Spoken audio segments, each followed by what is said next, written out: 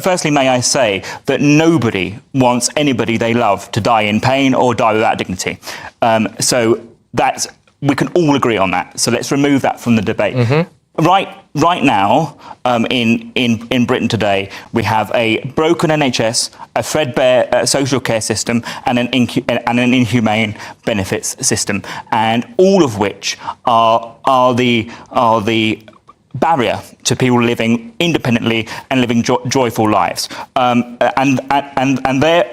therefore, what we have at this moment in time is millions of families with people with disabilities that are sadly like a powder keg, because there isn't the support in place in society to enable people to live the lives that they want, and to do all of these things at a time when West Streeting says the NHS is broken, to say that the Care Quality Commission isn't fit to regulate services is a real problem. Okay. And places great strain on people with disabilities. So do you fear for a time where assisted dying becomes normalised, legalised, and then normalised, and then people who, say, have a disability feel a pressure to end it all, or are encouraged to? Oh, absolutely. I mean, it is reported that 54 MPs are already in favour of loosening the bill that's been put towards Parliament to make it easier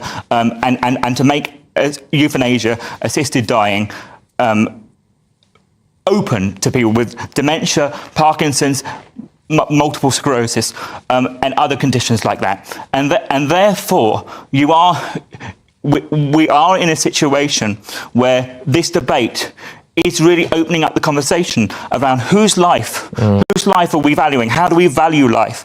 And are we truly able to build a society where people with disabilities can flourish?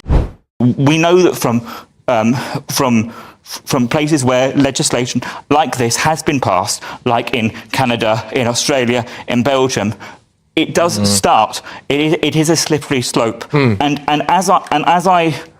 what I fear is this, if I may say so. Yeah. What I fear is that people in Westminster want to rush a bill through. And not focus on the dirty, hard, bureaucratic work that will take a long time in terms of reforming our public services. So instead of doing the things that it would take to make people better or improving their quality of lives, you think that it's an easy get out to give them the option to end it all? Absolutely.